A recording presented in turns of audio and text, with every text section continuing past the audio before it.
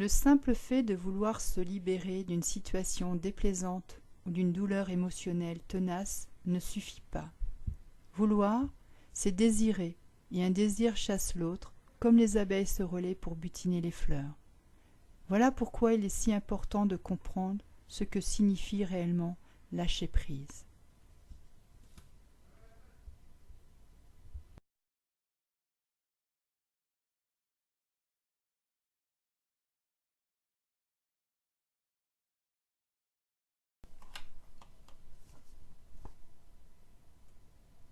Il était une fois un archéologue qui avait passé sa vie à chercher un très mystérieux temple antique. De génération en génération, les chercheurs propageaient une légende selon laquelle ce temple recelait dans ses salles d'inestimables richesses. Cependant, nul n'avait encore découvert le temple merveilleux et ses trésors secrets. Voilà pourquoi, en apercevant la petite ouverture sombre, à moitié enterrée, qui perçait le flanc d'une colline en pleine forêt vierge, l'archéologue savait devoir freiner la folie de son imagination. Mais le temple se trouvait bel et bien là, il en était sûr. Tout en lui le lui disait. Des années de recherche l'avaient conduit en ce lieu précis. En peu de temps, l'archéologue avait suffisamment élargi la brèche embroussaillée pour pouvoir ramper à l'intérieur. Quand il se redressa, son sang ne fit qu'un tour. Dans la faible lueur d'une lampe au kérosène, il vit devant lui un large tunnel grossièrement creusé que supportaient des poutres mal équarries. De toute évidence, quelqu'un d'autre l'avait précédé. Des questions se bousculaient dans sa tête. De qui pouvait-il bien s'agir? Pourquoi n'avait-il jamais eu vent de cette découverte? Le temple avait-il été pillé? Se pouvait-il qu'il se soit trompé d'endroit? Mais son acuité visuelle vint à son secours. Le tunnel s'arrêtait brusquement. Les secrets du temple étaient peut-être toujours intacts. Une inspection prudente et minutieuse montra que plusieurs salles de chaque côté du tunnel n'avaient été que partiellement excavées. Que s'était-il passé? Pourquoi les travaux avaient-ils été abandonnés? Il trouva la réponse à sa question quelques instants plus tard, en s'appuyant légèrement contre une des poutres de soutènement. Il entendit un craquement qui libéra un nuage de poussière et de petits cailloux.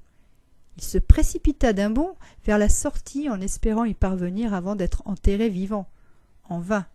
À sa grande surprise, ce fut sans importance.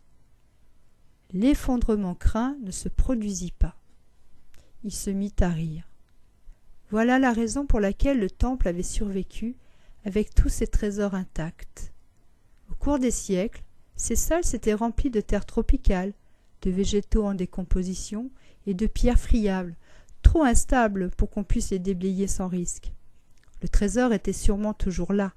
Il suffisait de se débrouiller pour l'atteindre. En dépit du danger, il prit donc la résolution de poursuivre sa quête et d'escaver le site à l'abandon depuis si longtemps. Tout au long des mois et des années qui suivirent, l'archéologue travailla seul et en secret. Au mieux, il avançait à pas de tortue. Sa mince percée quotidienne devait être soutenue par une poutraison toujours plus imposante. À son étonnement croissant, il passait de plus en plus de temps à maintenir les poutres en place. Leur craquement et leur affaissement incontrôlable ne lui laissaient pas de répit. Même pendant la nuit, à l'extérieur, en sécurité près de son feu de camp, il entendait gémir les poutres. Par-dessus tout, l'archéologue était fatigué, comme s'il avait transporté toute la montagne sur ses épaules. Et c'était vrai, en quelque sorte, puisqu'il avait presque entièrement débarrassé toutes les salles des racines, des pierres et de la terre qui les encombrait. Aucun trésor ne s'y trouvait. Que des racines, des pierres et de la terre. Il commença à perdre espoir. C'est tard le lendemain, juste avant de mettre fin à sa journée d'excavation, que tout commença. Au début, l'archéologue ne s'en formalisa pas. Il avait été témoin de cela au moins une centaine de fois. Une section de la poutraison au beau milieu du site menaçait de s'affaisser. Il y courut pour en empêcher l'effondrement, et tandis qu'il se tenait là, arc-bouté entre la paroi de terre et les piliers de soutènement, il sut que ce qui se passait échappait à son contrôle. Il le savait, car il l'entendait. Les gémissements des poutres au-dessus de sa tête ne s'estompaient pas. En fait, comme les harmoniques d'une immense harpe antique, l'une après l'autre, les poutres du tunnel se mirent à vibrer et à résonner. Il lui sembla que la pression accumulée au-dessus d'elle depuis 1000 ans allait éclater. À mesure que la vibration s'accentuait, l'archéologue courut d'un jeu de pilier à l'autre et tenta d'y mettre fin en étayant la poutraison avec son corps. En vain, l'accumulation de terre et de poussière l'empêchait de respirer et même de voir. Dans son désespoir croissant et devant les rares choix qui lui étaient offerts, il se précipita en aveugle vers le couloir principal. Pour éviter l'effondrement total, il devrait faire en sorte que cette réaction en chaîne ne rejoigne pas les piliers du centre.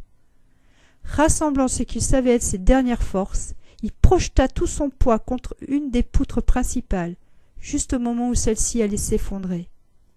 Pour le moment, tout tenait. Aussitôt, le ridicule de ce qui pouvait être bien le dernier acte de sa vie traça sur sa bouche un demi-sourire.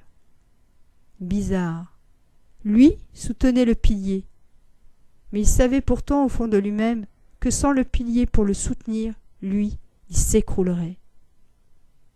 Cette pensée qui l'amusait fort fut aussitôt chassée par une autre qui n'avait apparemment aucun sens et qu'il repoussa comme une chose impensable.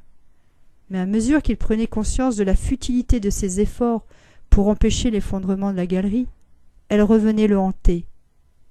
Pourquoi ne pas lâcher prise? Était-il en train de devenir fou? Si ridicule que lui paraisse l'idée de lâcher prise, elle avait quelque chose d'extrêmement tentant, de si séduisant qu'elle accaparait toute son attention. Il crut avoir pénétré à la fois dans deux univers qui s'écartaient de plus en plus l'un de l'autre. De toute évidence, il fallait que ça casse. Il déploya toute son énergie à rester accroché à ce qui lui avait toujours paru important et qui pourtant ne comptait plus. Il aurait aimé comprendre ce qui le bouleversait, mais tout paraissait maintenant échapper à son contrôle. Il ne pouvait que s'observer lui-même, tandis qu'il pesait le pour et le contre de chaque porte de sortie. Si d'une part, il réussissait à stabiliser la poutraison, il aurait pour seule victoire la certitude d'avoir à affronter une autre journée, en tout point semblable aux autres, une autre journée passée, en grande partie, à supporter le poids de la montagne. Il était là de ne découvrir que des salles vides de tout trésor.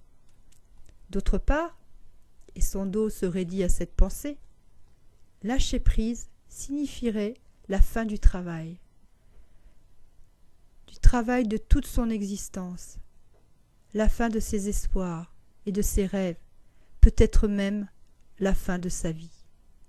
Le craquement subit d'une poutre près de l'entrée de la galerie mit fin au conflit de l'archéologue. C'était fini. Il savait inutile d'essayer de fuir, inutile de continuer à supporter le poids de toute cette structure. Il n'y avait plus rien à faire. Il en fut soulagé. Ce qu'il fit ensuite lui vint spontanément. Il lâcha prise. Tout sembla tomber en place et s'ordonner quand les piliers et les poutres s'amoncelèrent, tombant les uns par-dessus les autres. L'air devint terreux. Debout, au beau milieu de ce qu'il crut être la fin de sa vie, il se sentit bien mieux que jamais. Comme c'est étrange! Et sa vue s'obscurcit.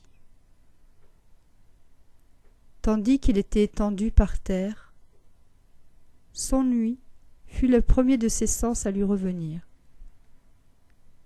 C'est du moins ce qui lui sembla. Ses oreilles se tendaient vers quelque chose, mais l'archéologue ignorait quoi. Tout était si calme. Il craignait d'ouvrir les yeux et de mettre ainsi fin à cet étrange silence. Une autre perception réclama alors son attention. Il se souvint de l'endroit où il se trouvait et de ce qui était arrivé. Par miracle, il était vivant.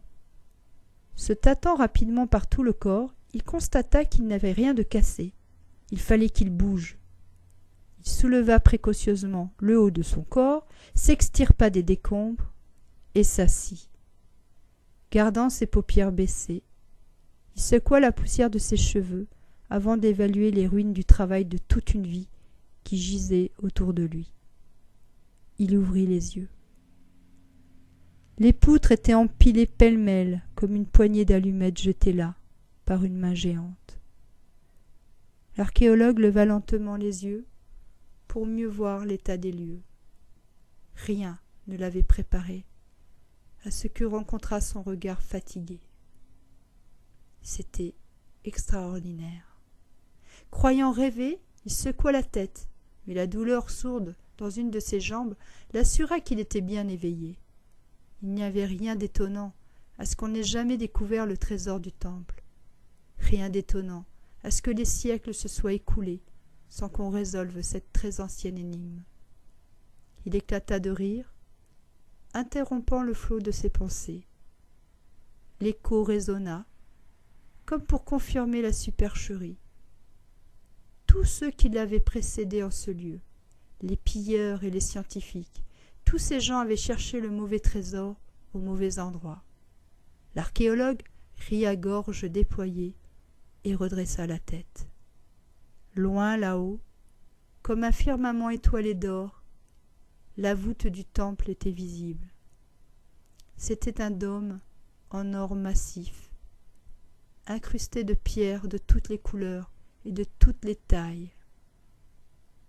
L'effondrement, qui avait-il cru, le dépouillerait de tout, lui avait révélé au contraire le secret des secrets.